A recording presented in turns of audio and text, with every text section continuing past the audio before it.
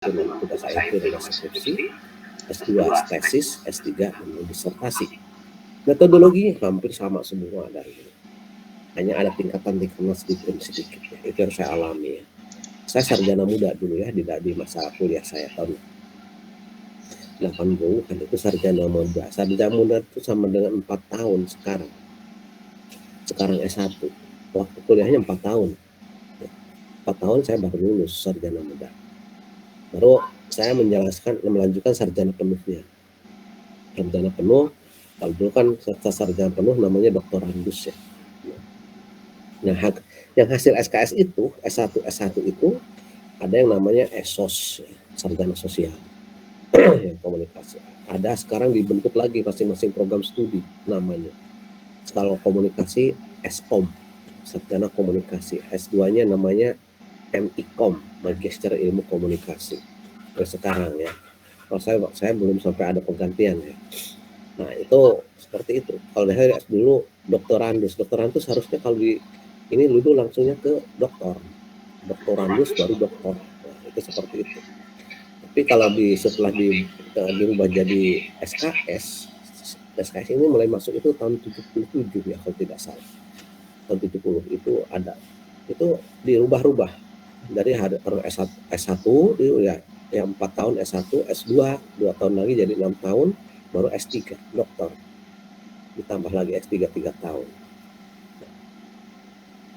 Makanya kalau waktu itu ada yang dari lulusan PNJ namanya Ridha Garibaldi itu, dia kerja di Trans TV waktu itu, kemudian datang, kemudian ngobrol dengan saya, lulusan, Pak saya mau disekolahkan Australia oleh ini. Ambil apa? Ngambil S2-nya di sana. Loh kok bisa? Ya memang mau model Australia di sana begitu. Ya. Jadi D3 ya, itu langsung ke S2, baru ke S3. Itu seperti itu. Kalau tidak kan S1, S2, S3 ya. Jadi bachelor baru S1 baru master baru doktor. Gitu. Kalau dulu kan Bachelor of Arts, sarjana muda, Bachelor of Arts. Baik, itu maksudnya. Jadi prosedur-prosedurnya. Bagaimana membuat tugas akhir tersebut? Intinya adalah bagaimana pembahasan mengenai satu masalah. Ya, kalau dulu saya sarjana muda, itu tugas akhirnya berupa pembuatan naskah-naskah dari naskah-naskah berita semuanya. Jadi pokoknya untuk satu isi surat kabar itu kita buat semua. Sampai dalam bentuk surat kabar. Itu tugas akhirnya. Makanya tugas akhir satu tebel gitu di zaman saya. Tebel gitu. Kenapa? Dari membuat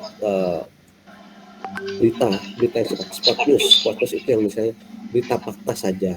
Itu harus kita buat berita fakta saja. Nah, berita fakta saja itu ya, kemudian kita juga harus survei gitu. Harus ke lapangan. Akhirnya berita fakta saja. Nah, satu-satu berita fakta peristiwa saja misalnya. Peristiwa apa? Nah, saya ditugaskan waktu itu peristiwa olahraga harus ada, peristiwa kriminal harus ada. Itu seperti itu. Jadi berita fakta peristiwa saja. Ya seperti yang saya suka tugaskan di semester 1 waktu itu. Buat berita fakta peristiwa saja. Kalau fakta peristiwa saja itu apa? Itu masalah peristiwa saja sesuai dengan apa yang kita lihat. Bagaimana kita menyajikan fakta? Itu saja. Fakta peristiwa saja. Peristiwa apa saja. Kemudian baru fakta pendapat. Khusus berita mengenai fakta pendapat. Kita buat berita fakta pendapat. Khusus fakta pendapat saja. Pendapat apa? Pendapat mengenai apa saja. Artinya pendapat mengenai peristiwa apa saja. Misalnya itu hasil wawancara kalau berita mengenai pendapat itu. Wawancara dengan siapa? Dengan para tokoh misalnya. Atau dengan orang-orang yang mau memahami tentang peristiwa tersebut misalnya. Sekarang misalnya di era apa misalnya. Kemarin kasus minyak goreng misalnya. Peristiwanya ada kan. Tapi kita wawancara saja mengenai kasus minyak goreng. Itu namanya berita mengenai pendapat. Kemudian sekarang kelangkaan dialami oleh solar misalnya. Atau kita kita wawancara mengenai solar saja. Nah, seperti itu. Kemudian kita wawancara mengenai yang lainnya, Mandalika misalnya.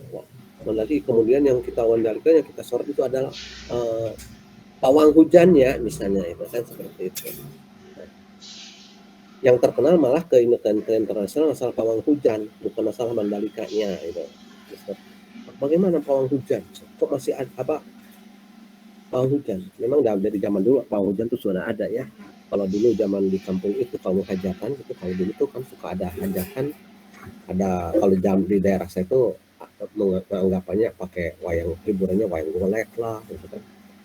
Apalah hiburan-hiburan tradisional, jadi mau hajatan misalnya mau pawang hujan supaya jangan hujan gitu. Bukan menyetop hujan itu, tapi supaya tidak hujan tuh bagaimana. Nah kalau kemarin itu menyetop hujan itu kan, hebat sekali ya ini apa teknologi orang Indonesia yang luar biasa itu kan. Jadi tidak perlu melakukan penelitian mendalam secara ilmiah, tapi cukup dengan nyas-nyas mulutnya gitu kan misalnya. Kemudian meminta apa sesajennya apa misalnya seperti itu. Nah itu kan sulit untuk dikaji secara ilmiah gitu kan. Dan belum pernah ada kajian ilmiahnya seperti itu. Jadi kalau kemarin itu kali di Mandalika pas mau akan akan ada apa apa itu tentang metode GP-nya akan dimulai ternyata hujan misalnya. Nah lalu dipanggil pawang hujan, bagaimana memberhentikan hujan. Sebenarnya kita bisa prediksi hujan itu paling lama 1 jam ya. 1 jam saja kalau di Jakarta udah banjir. Seperti itu. Sama dengan Samarinda. Nah, Samarinda hujan gerimis saja, tidak hujan lebat itu 5,5 jam aja sudah banjir kalau di Samarinda. Ya, nah itu seperti itu. Jadi sebenarnya hujan itu bisa kita prediksikan. Berapa lama sih hujan itu? Lama-lama paling 2 jam lah, 3 jam. Itu 2 jam sudah lama. Itu reda sendiri. Seperti itu. Nah, baik, kita lanjutkan. Nah, kemarin yang kita bicarakan itu mengenai apa ya? Ilmu pengetahuan ya, dan penelitian itu apa sih sebetulnya? Ilmu pengetahuan dan penelitian. Ilmu pengetahuan dan penelitian. Kita lihat dulu ilmu itu apa, pengetahuan itu apa. Lalu ilmu pengetahuan itu apa?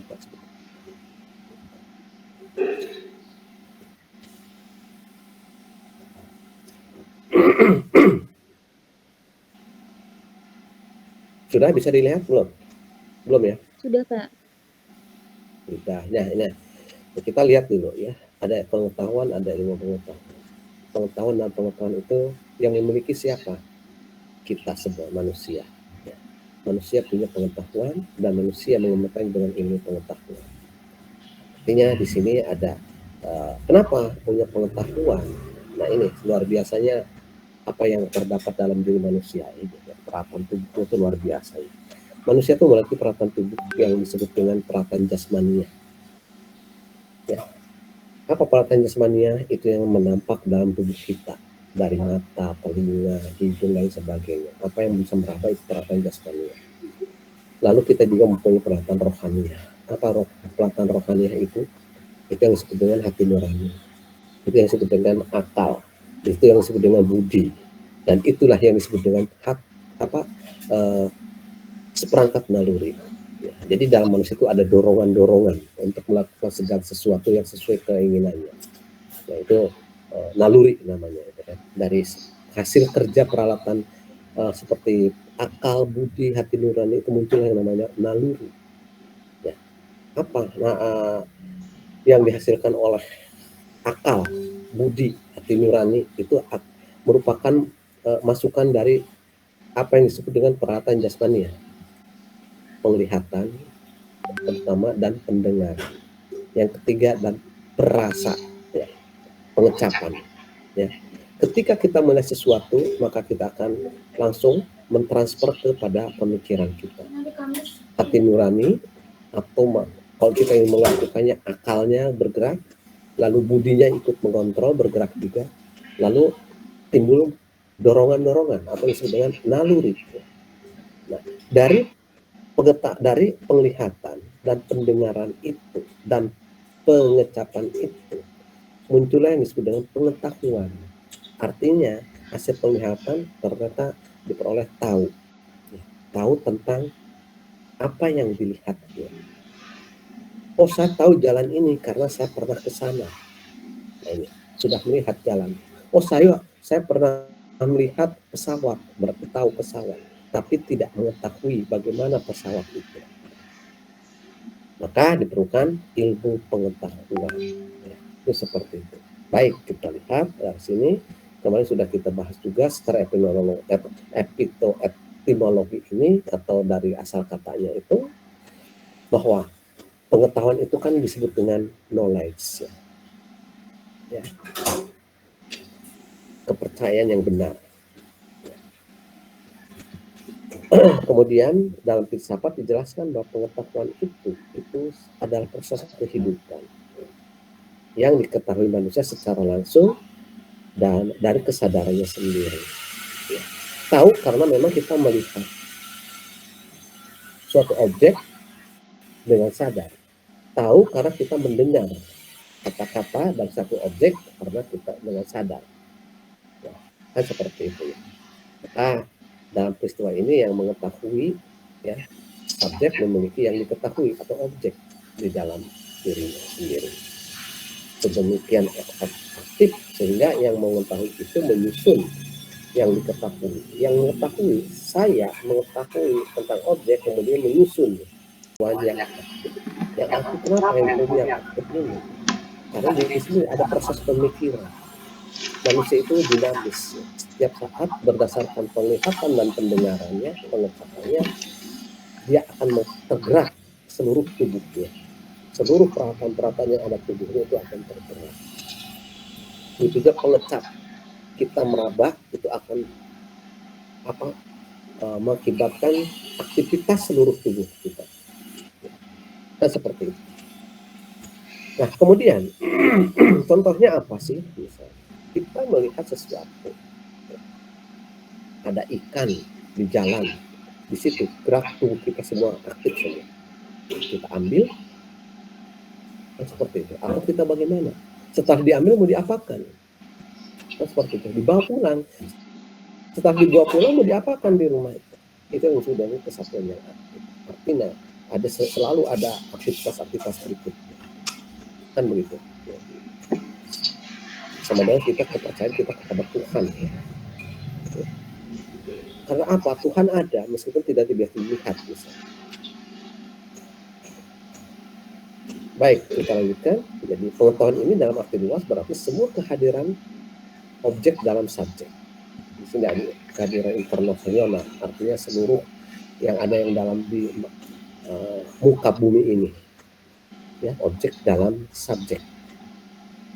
Namun dalam arti sempit, ya, berbeda dengan imajinasi atau pemikiran belaka. Pengetahuan hanya berarti putusan yang benar dan pasti antara kebenaran dan kepastian. Ini bahasa-bahasa filsafat, ya. Maka dari sini subjek sadar akan hubungan objek dengan eksistensi. Pada umumnya adalah tepat kalau mengatakan pengetahuan hanya merupakan pengalaman sadar.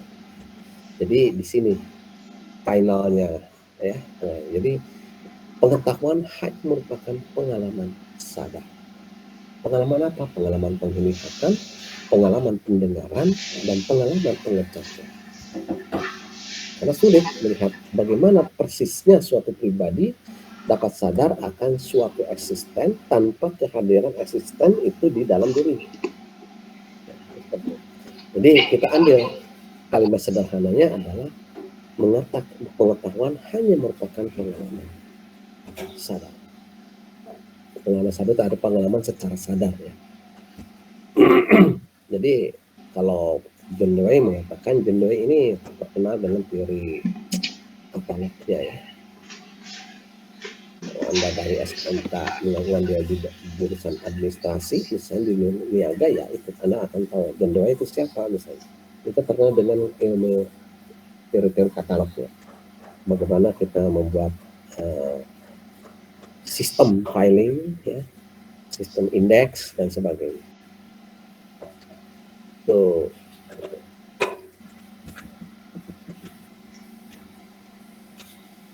nah, kita lihat dulu. Tadi saya katakan ada manusia, ada pengetahuan, lalu ada ilmu pengetahuan. Untuk melihat ilmu pengetahuan seperti apa, bedanya dengan pengetahuan ini. Kita lihat dulu ilmu itu apa. Jadi ilmu ini usaha manusia, ya, untuk memahami dunia. dan sekelilingnya melalui 3 bidang yang meliputi bidang pengetahuan ilmiah, bidang persoalan ilmiah, dan bidang penjelasan gaib. Ada gaib, Pak. Ya, karena gaib ini bukan hanya orang Indonesia yang melihat gaib, bukan melihat percaya gaib, tapi masyarakat dunia juga percaya gaib.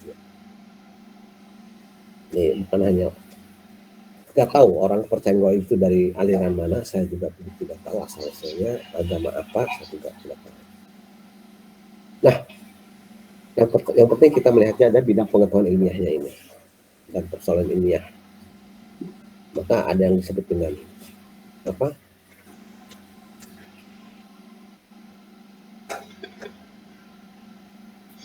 Pengetahuan di bidang kognitif, afektif, dan behavioral atau konatif kalau di bidang pendidikan. Nah, ini mendukung ini. Kemudian Muhammad Hatta. Ini Muhammad Hatta itu wakil presiden kita dulu ya. Mengatakan bahwa ilmu pengetahuan itu adalah pengetahuan yang disusun secara teratur dan membahas tentang pekerjaan hukum umum atau hukum kausal, mempelajari sebab akibat dalam sebuah permasalahan yang muncul. Itu menurut Bung Hatta. Nah, sedangkan Carl Person mengatakan ilmu itu merupakan pengetahuan yang menggambarkan atau menerangkan secara komprehensif dan ajak. Gambaran yang disampaikan pun berdasarkan pada fakta pengalaman. Itu ilmu pengetahuan. Lalu bedanya gimana antara ilmu dan pengetahuan? Ilmu merupakan pengetahuan yang diperoleh secara sistematis. Ilmu ya dapat diukur, koheren, empiris, dan dapat dibuktikan. Ini kalau ilmu. Ya.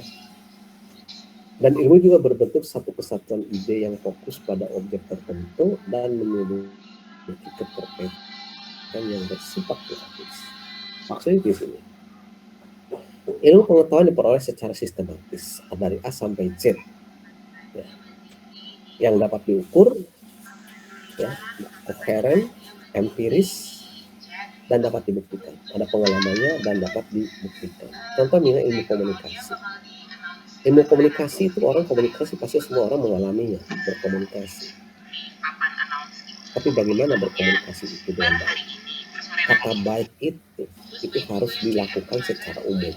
Baik menurut siapa? Baik secara umum.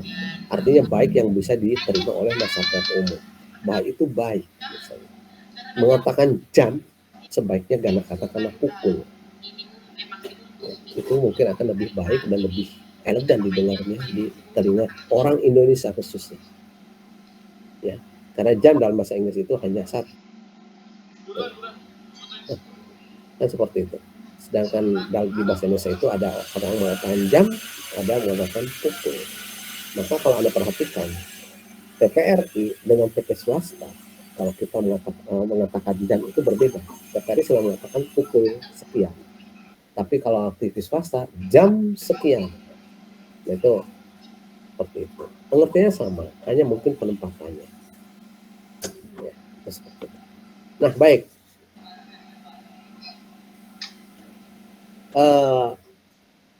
Dapat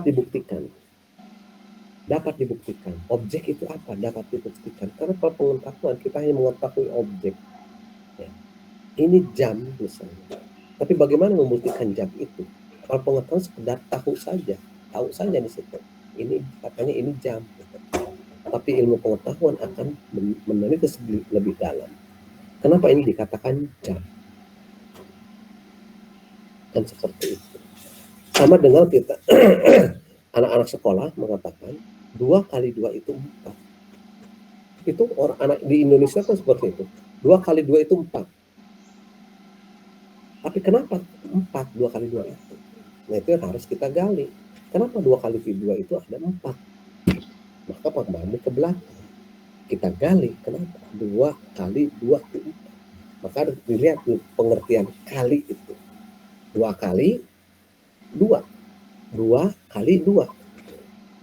Berarti 2-nya 2 kali. Berarti 4. 2 kali 6.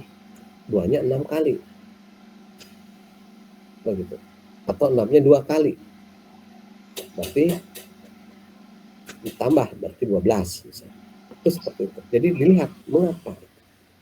Jadi kalau kita dalam ilmu pengetahuan itu kita mengetahui satu objek, maka kita tarik ke belakang objek itu apa. Nah, seperti itu. Maka di situ diukur, kemudian diteliti, lihat secara sistematis misalnya. Oh iya, ini yang namanya objek yang kita pegang itu. Dan itu seperti itu. Maka di sini memiliki keterangan yang bersifat logis. Nah itu harus logis, wajar, gitu. Tidak mengada-ada. Misalnya. Ilmu itu meliputi semua cabang pengetahuan. Sementara pengetahuan tidak meliputi semua cabang ilmu.